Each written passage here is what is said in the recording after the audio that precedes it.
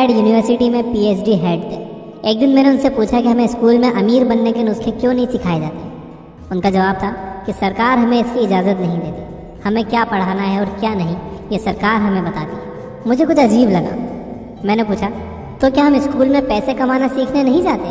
Dad ने कहा, हम स्कूल सिर्फ इसलिए जाते हैं ताकि हमें जॉब मिल सके। मेरा अगला सवाल था कि जॉब तो हमें पैसे कमाने के लिए ही करनी है ना, तो क्यों ना मैं पैसा कमाना सीख लूँ और जॉब वाला पार्ट स्किप कर दूँ। उन्होंने भड़क कर कहा, पैसे कमाने का तरीका मुझसे पूछने के बजाय अपने दोस्त माइक के डैड से क्यों नहीं पूछ लेते। मैंने माइक के डैड से पूछने का कारण पूछा तो उन्होंने कहा कि वो एक एंटरप्रेन्योर और मैं एक सरकारी नौकरी वाला। मैंने पूछा कि दोनों में क्या फ़र्क होता है। उन्होंने कहा कि एंटरप्रेन्योर को पैसा कमाने के बारे में ज़्यादा पता आता है। अगर किसी को पैसा कमाना नहीं आता है तो वो एंटरप्रेन्योर बन ही नहीं सकता, और एम्प्लॉय को इस बारे में ज़्यादा पता करने का मन ही नहीं होता, क्योंकि गवर्नमेंट और कंपनीज खुद अपने एम्प्लॉयज़ का ध्यान रखती है, इसलिए एम्प्लॉयज़ सिर्फ अपने काम से मतलब रखते हैं। मैं बहुत कंफ्यूज हो रहा था। आखिर अपने डैड की सलाह मानते हुए मैं माइक के डैड के ऑफिस गया। मैंने उनसे सीधे सीधे कह दिया कि मेरी उम्र 9 साल है और मैं आपके पास पैसा कमाना सीखने के लिए आया हूँ। उन्होंने कहा कि तुम अपनी उम्र से पहले ही ये सीखना चाहते हो, थोड़े बड़े हो जाओ फिर आना।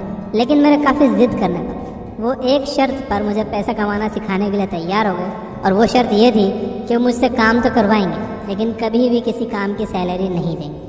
उनका मानना था कि जिस समय लोगों को काम का मेहनताना मिलता है तो लोग एम्प्लॉयज़ की तरह सोचना शुरू कर देते हैं। यही लालच उन्हें सिर्फ एक एम्प्लॉय ही बनाए रखता है। एंटरप्रेन्योर फ्री में काम करते हैं। उस समय मैं सिर्फ 9 साल का था। ये बातें सुनकर मेरा सर चकराने लगा। तो मैंने पूछा, तो फिर मैं पैसे कैसे कमाऊँगा? तो वो बोले, यही पता करना तो एंटरप्रेन्योर का काम है। तो मैं उनके होटल और रेस्टोरेंट में साफ़ सफाई से लेकर सिगरेट के टुकड़े उठाने जैसे छोटे मोटे काम करने लगा।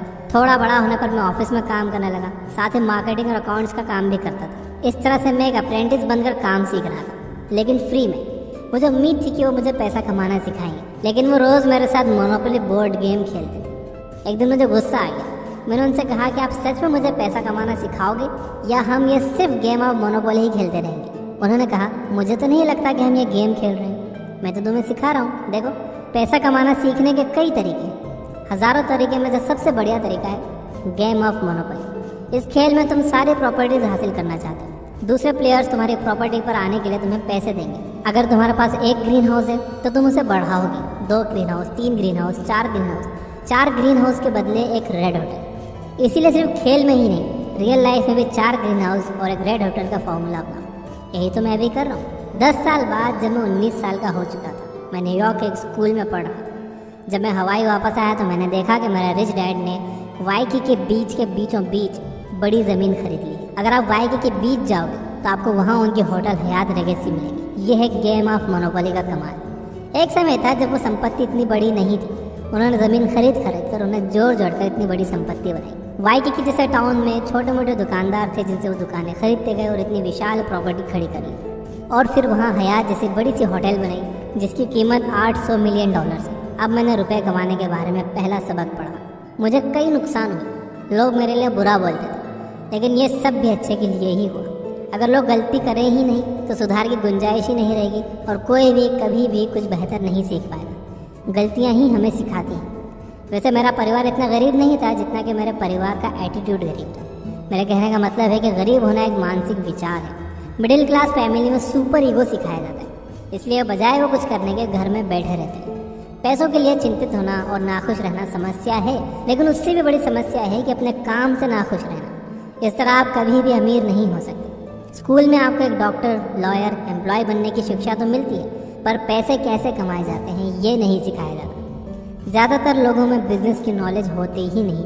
उन्हें अकाउंट्स, डेब्ट और टैक्स जैसे सब्जेक्ट का नॉलेज स्कूल में मिलता ही नहीं। अक्सर लोग मुझसे पूछते हैं कि मेरा रिच डैड को बिजनेस की इतनी समझ कहाँ से आई जितनी मेरे पुअर डैड को पीएचडी करने के बाद भी नहीं थी।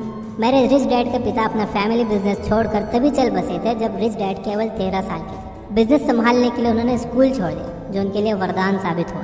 कभी कभी जो चीज़ बुरी नज़र आती है वो असल में हमारे भले के लिए होती है।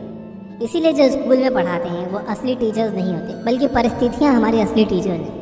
स्कूल में पढ़ने वाले टीचर्स रटे रटाए सबक पढ़ाते हैं, नैतिकता की बात करते हैं, लेकिन खुद उसका पालन नहीं करते। एक बार मैंने मेरे टीचर से पूछा कि ये मेरा कैलकुलस का 3rd ईयर, ये मेरे क्या काम आएगा? उन्होंने कहा कि ये कुछ काम नहीं आएगा। फिर मैंने पूछा, तो आपने मुझे ये पढ़ाया क्यों? उनका जवाब था कि इसी के लिए तो उन्हें सैलरी मिलती है। इसलिए मैं सभी को सलाह देता हूँ कि किसी फेक टीचर के बजाय लाइफ में एक रियल टीचर ढूंढो जो रोज़ आपको जीने के लिए ज़रूरी बातें सिखाए। जो पढ़ने में मैं समय बर्बाद करूँ वो काम तो मेरे अकाउंटेंट, अटॉर्नी और बैंकर्स तो कर ही रहे हैं। मैं अपनी टीम के साथ प्रोग्रेस कर रहा हूँ। गरीब लोग हम में से ही है कि वो भी इंसान ही है, लेकिन उनमें फियर मेंटेलिटी होती है जो उन्हें आगे नहीं बढ़ने देती। इसी मानसिकता के चलते वो कहते हैं कि मैं इसे अफोर्ड नहीं कर सकता। मेरे PhD डैड कहते थे मेरे पास कोई पैसों का पेड़ नहीं लगा, मैं इसे अफोर्ड नहीं कर सकता। मेरा रिच डैड कहते थे बस यही सोच किसी को भी अमीर बनने से रोकती, मैं अफोर्ड नहीं कर सकता, मेरे पास टाइम नहीं है इसलिए मैं ये नहीं कर सकता, क्योंकि वो काम से बचकर भागना चाहते हैं।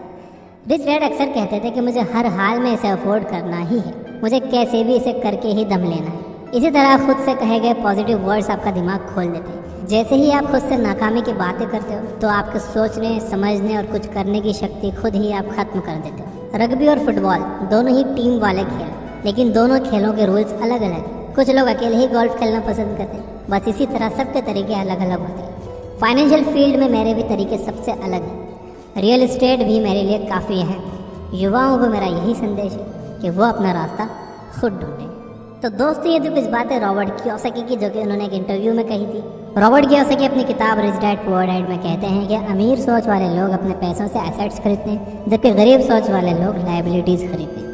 लाइबिलिटी ऐसी कोई भी चीज़ होती है जो आपकी जेब से पैसा निकालती है, जो आपको कमा कर नहीं देती। मैं यूट्यूब पर एक वीडियो देख रहा था, उसमें एक लड़की कह रही थी कि वो काफ़ी कर्ज में डूबी हुई। जब उससे पूछा गया कि उसने क्या खरीदने के लिए लोन लिया था और उसकी सैलरी कितनी है, तो उसने कहा कि मेरी सैलरी तो 50,000 है और मैंने लोन लिया था 1 लाख रुपए का फ़ोन खरीदने के लिए। मेरा हैंडबैग ज़ारा का है, वो 50,000 में मैंने लिया था। मेरी सैंडल्स बहुत महंगी हैं, हर महीने बहुत सारी मैं शॉपिंग करती हूँ, नए कपड़े, नए पर्सेस, सब कुछ ब्रांडेड लेती हूँ। जब उससे पूछा गया कि तुम्हारी सैलरी 50,000 है तो सैलरी से ज़्यादा खर्च क्यों कर रही हो, वो भी लोन लेकर, इन सब चीज़ों की ज़रूरत क्या है?